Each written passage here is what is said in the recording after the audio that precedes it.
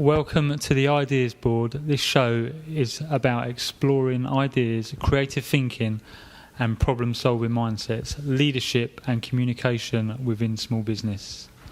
I'm Aaron Dewhurst, CEO and co-founder of the Glass Whiteboard Company, which is part of Boldfish Group. We're proud to sponsor TEDx Folkestone, which was the inspiration behind this show as we delve into and uncover business ideas worth spreading. Today's show is going to explore setting a business up from scratch and some of the positives and pitfalls associated with employees and suppliers. Welcome and thank you for joining us, David Burton from QBH Solutions. Thank you very much for having me. So David, for those who don't know about QBH Solutions, can you explain what QBH is all about? Yes, I can. QBH is an HR and a compliance consultancy set up to help small, medium-sized businesses throughout South Eastern London. The Q stands for quality, B is for business, H is for HR, and the solutions is hopefully what we do. We give solutions to those issues for business owners. So you're kind of like a bit of a one-stop shop for all the technical kind of like side of the business, essentially? Yeah, that kind of stuff. A bit of a one-stop shop for those kind of boring, compliance-y things you know you got to do but don't really want to do kind of stuff. Gotcha. Okay. So what's your role within QBH? I'm the managing director. We've got a small team at the moment but looking to grow, so yeah, quite a new role for me. So you're going to be coming across some of the good and the bad things about new employees. Yes, I'm very conscious that I've got to make good on the advice that I've been giving to my clients over the last couple of years and maybe not make any mistakes. Oh, yeah, I guess you've got to kind of practice what you're preaching. Yes, and, who do you go to for advice? I Google. No. No. Yeah, that's a good question. Okay, so what's the idea that started QBH? I'll give you the short abridged version, but worked for 20 plus years now, working for different people, and just got a little bit fed up with maybe not being as listened to as much as I wanted to, or wanting to deliver some of the projects that I wanted to deliver, and I just wanted to create something maybe a little bit different, a little bit special, something a little bit not the usual run-of-the-mill boring HR consultancy stuff. Yeah, because I think a lot of it's kind of like there's quite a lot of online options in there, but I think personally we've been down that route before, and you don't really get the proper support. It's all everything's very generic, and they don't really kind of like streamline. Well, I guess with what you're doing, you're kind of like you're getting a bit more personal and into the businesses. Yeah. I mean, the online template thing is fine for some businesses. That's great. What we try and do is offer a little bit more of a bespoke package for business owners. I think it only works, the online stuff, if you're just trying to tick a box for the sake of ticking a box. I think, for us certainly, it's kind of like we need that more tailored, bespoke solution, which I think you guys offer. Thank you. I think it's important to be able to react and reflect the needs of individual businesses, which obviously a template can't do because it's a piece of paper or a document, whereas hopefully companies like ours can go in, understand what your needs are as a client, and put something together that really reflects what you need it to do as a business owner, as a senior manager, but also what meets the relevant rules, regulations. Yeah, I think one of the other things I found as well is that with the way you do it, it's not kind of like a massive long process, it's kind of like, what do you need, what do you do, what you're trying to what solutions do you need, and then you come back quickly with documentation and answers. Brilliant. Which from my point of view is ideal because it's kind of like you just want to you've got a problem, you speak to someone and they come up with a solution, or so I think well, it's nice to hear that. It really is. I mean, there's what I've got, and hopefully talk about it a little bit later on, is trying to design something where my time as a supplier to you as a client is kept to a minimum, because you guys are busy. You've got other things that need to be done. Yes, this is important. It's certainly important to me, but it's only important to you when it's important to you. You've still got a business to run. So if I can make that as painless as possible, then I'm doing a good job, I think. Yeah. So, good. So thank you. That's right, pleasure. So what have been some of the obstacles and challenges you've faced, and what ideas did you overcome them with setting up QBH? Yeah. Where do I start? I think probably one of the biggest obstacles, one of the biggest challenges was funding and growth, because the plan has always been to try and grow this business and employ people and take it places where it can help a lot of people. But nobody really wants to give you money to employ people. You've got to have to get growth teams. We were talking about it earlier. You've got to spend the money first to claim it back. So that was quite a challenge, but the only real solution to that was to just work hard, get a good client base, and then just take that leap of faith to take somebody on, I think. Yeah. I guess that is kind of a challenge that everybody, with expansion, setting up a new business, with all the best will in the world, you want to try and do it without having to get funding from other places, but it's pretty difficult without that help. And like you say, everyone makes out that the help's there, but there's so much criteria that you have to adhere to. It kind of like sometimes it almost makes it impossible to get it, doesn't it? So it is difficult and as you say, you've got to spend the money first to get it back. One of the things that really, in my mind, when I first got things going, I was looking at maybe a business loan, something like that, and then out of nowhere, I had the idea of an overdraft. Yeah. So, which is actually probably better for me, or for my business at the time, than a loan, because the cash flow actually, touch wood's pretty good, so I'm only going into the overdraft when I need to go into the overdraft, whereas a loan, you take the full whack and then you've got to pay it back each month. So I suppose as an idea, God knows where it came from, but it was one of the better ones. Yeah. Well, I mean, it's the same for us. We've just got there's obviously the overdraft option on there, but that obviously costs you money when you go into it. You've got the credit card option, which I guess if you're a new business, that might be a little more difficult to get the approval for that. But there's a few options. I mean, I think banks are, if you can get a good relationship with your bank manager or your bank, then that is quite a key thing for small businesses. I've never met my bank manager. You haven't? Just as a brief aside. That is a slight problem, isn't it? I know that when we started up, our bank manager changed about 4 or 5 times. Really? And they don't let you know. You just kind of like, and we don't really need the bank manager that much, but you kind of like ring up, don't you? And it's nice to have somebody to phone up and go to. Yeah. So when we set it up, bizarrely, when I registered the business, I went through one of these incorporation company package things, and part of that was a free bank account. I went with Barclays. I went with Barclays because they gave you money back for going with them. They gave the best return. And it was all set up in Ashford, I think it was, at the bank in Ashford, and they were really, really helpful. But I think it's all changed now. I think it's now been moved somewhere else or whatever. But No, I know what you're saying.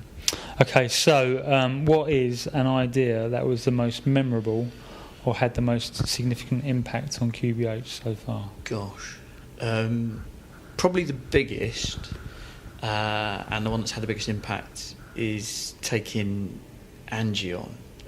Angie's my business and compliance manager. As I said, the plan was always to take somebody else on to try and grow the business, but it's a very big step to actually go and do it. But within sort of 3 to 6 months of her starting, it's really transformed the business. It's allowed me to do more things that I want to do to try and grow the business, work on a business. Angie's getting on really well with some of my older, more established clients, myself, and then also she's bringing in her own clients as well. So I think, as an idea, it's something that's always been part of the plan, but actually doing it was quite a big step. Yeah. I know what you're saying, because you think it's quite difficult to add that into your forecast effectively, because you need someone to help you grow, and you can't really predict until you've got that person in that's going to help you grow. And the other thing as well is whether you get the right person, or is it actually going to work by bringing someone else in? Is it going to make you more productive with what you're doing, and it sounds like in your case it's worked out pretty well. It's worked well. I think one of the big challenges with it was the brand. As when you're on your own, the brand is all about you and those values and visions and all the rest of it. So trying to find people, and we're recruiting at the moment, Angie and I had a relationship before. She's worked with me a couple of jobs over the last 10 years, but trying to gauge how people are when you're looking at CVs and looking at job applications is quite hard. So that's not my forte, unfortunately. I just can't. I've made some quite bad decisions when it comes down to employing people. It's not an easy exercise. It's one that has always filled me with dread, because it's such an important thing to do. But having some good structures behind it can help. But people are always different in interviews, aren't they? People can kind of I don't know if it's a good thing to say, but you can kind of blag an interview, and then once you've got people working and you're kind of testing out their you'd like to think that you ask the right questions in the interview, but we've had it in the past where people have seem like they're the perfect candidate in the interview, offering the job, they take it, and then a little while into their employment you're kind of realising that they're not quite what they said they were. Definitely. As you say, it's easy to blag an hour, half an hour, 45-minute interview, and to present in a certain way. But as soon as you actually start doing the job, living the job, very quickly it becomes apparent whether somebody can do it or not. Yeah, I think you need to, in the interview process, you've got to be quite brave with your questioning, haven't you? Yeah. Sometimes, it's you don't want to delve too much, but I think you need to. I think it's good to get little test scenarios set up. Yeah. I think keeping people relaxed and feeling at ease is quite a good one, because you'll get more of an honest response. When people are stressed, they kind of naturally. Perhaps that's where I go wrong. Perhaps I'm getting everyone on edge. Might be. Yeah, that doesn't work. Okay, so what new ideas are you currently working on? Excuse me. Right. Well, the new idea at the moment is that real sort of that accelerated growth of the business, which is about the original plan was to try and maybe take on a HR consultant, maybe an ISO consultant, to grow the business that way. But actually what we're looking at doing is systemise what we're doing. There's a great book called The E-Myth. I can't remember who wrote it. Gruber, I think. And it talks about trying to systemise your business, like McDonald's and some of these other franchised companies work really well as a franchise because they're systemised. Not that I want to franchise QBH out just yet, but if we can systemise the processes that we're using, so the documents and the structures that we've got, get them working quite well, then we don't need technical people, we just need good administrators. Yeah. And then the good administrators, if they're showing an aptitude or an interest in HR or GDPR or whatever, we'll train them and they can become qualified. And then it means that I'm more heavily involved initially, but it's a longer plan model, but it's one that can be emulated, I think, quite quickly. Yeah. So that was something that was quite exciting. And when I realised that, I had that idea, it was like, I'll say I had it, I regurgitated it from various books and stuff, but do you know what I mean? Yeah. That was quite liberating feeling. So kind of effectively you're trying to create a sellable business products. They're not for now, but kind of like future. I think that's a good way to look at things, at trying to create something that's not about yourself. It's about the way that the business operates. Yeah. Is quite a sellable thing, I think. I think so. I think anything. I mean, the plan was always to try and, even when I was sat, it's silly talking about it now, but sat in my spare room with my computer when I first set things up, I was always trying to treat it as a bigger business, treat it where it's going to go, rather than where it was at the time. And that, again, takes a bit longer to achieve it. But as a systemised, sellable package, something effectively that's bigger than we are. Something that is like this beast that can run itself almost. It's good nowadays with online businesses. You can, it's not about creating something bigger than what you are, but you can reach more people, can't you? And you can do more with the online services. even though earlier I said the online services aren't that great, but it gives you a bit more of a window to promote your business as well, you know, and then you can kind of like pick and choose, hopefully the right customers. Yes. That are going to suit your business and, you know, the way you effectively set your prices. I mean, that's a really good point, because I had a session with, I don't know if I can mention, name drop, Chris Simpson, guy from Business Doctors, who's a particularly good coach that I've used. And we went through this process, and one of the things he asked me was, you know, what are your values? What do you... bloody stupid question, I don't know what you're talking about. I don't know what you're talking about. Got through it, and it came up with this list of values that are actually important to me personally, as you know, Dave Burton, which are intrinsically linked into the values of QBH, and then it's finding clients that reflect those values as well. And then business life becomes a lot easier, because everybody's very similar in their attitude, I suppose, so it becomes easier. Whereas if you're dealing with people outside your own value system, it becomes a little bit harder. Yeah, I know what you're saying. That does make sense. You're not waffling, because we had a similar situation where some of our values, or my values, it turned out that, and I don't think you're ever going to discover it yourself because you're not looking at it, but some of my values were based on past experiences that you want to promote within your business. So yes, I think that's not waffling, Dave. Thank you. That all makes sense. Good. Oh, good. Okay, so I've got some quick fire questions. Quick fire. Okay, so, fire away. Are you ready? Yeah. I'm ready. How do you come up with ideas? I usually plant the idea in my brain and then either go for a run or go for a walk and let it happen. Okay. When should we share our idea? It depends who you're sharing with. Sometimes for me it's immediately with the people that I value, and then other times it's once I've maybe put a little bit more meat around the concept, around the bones of it. Okay, what's a silly, crazy idea you've had in the past which didn't work? Loads, but probably the most frustrating one was some of the marketing stuff that we did, or what I did originally. Just the Facebook posts, the LinkedIn stuff. At the time, it just didn't work. We just didn't have the brand behind it. Brand is key in it, to marketing. Yeah, definitely. Do you have any big or ambitious ideas for the future? Loads. Biggest one. I want to be the Virgin of HR and compliance. I want QBH to be the Virgin of companies. I'm looking forward to that. What's the hardest thing about ideas? They don't come when you want them to. They don't come when you need them. Sometimes. That is a good answer. What's the best way to communicate ideas? What do you find the best way? Best way, I think, sometimes is plan what you're going to say, especially if it's to your teams, or your clients, or whoever it is, and think about what you're going to say, but be honest as well. If you're not sure if it's going to work or not, be honest about it. Okay, what's an idea that you wish you had come up with?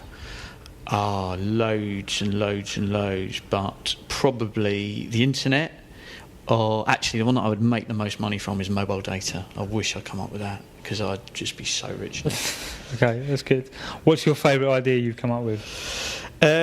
Probably my own favourite idea is actually the business model we've talking about. I was feeling a bit claustrophobic about where I was going to take the business, and when I had that idea, actually that kind of opens everything up. It just could change how I can take the business forward. Okay, nice. So as you know, this show is inspired by TEDx Folkestone. If you were to do a TED Talk, what idea would you share? This is a really difficult question, and it's one that I've been thinking about. But I think if I was to stand up in front of a whole bunch of people, peers and strangers, I would probably talk about why it doesn't matter what other people think and why you should just suck it up and go for stuff. Yeah, perfect. David, it's been great chatting with you and hearing all about QBH Solutions. Thanks, Aaron. Thanks for having me. Have you got any, before we go, just a quick one. So if you just want to find out more information about QBH Solutions, what should they do? Where should they go? We should go to qbhsolutions.co.uk. Check out our Facebook page, QBH Solutions, and check us out on LinkedIn and our YouTube channel as well. We've got some really interesting how-to videos on there as well. So, yeah, all the social media platforms. Perfect. Any last words or shout-outs? Hello to everybody that knows me. Thank you to my wife and my daughter for supporting me, and to Angie for being the best goddamn business compliance manager ever. Perfect. Thanks, David. Thank you and goodbye. Thank you.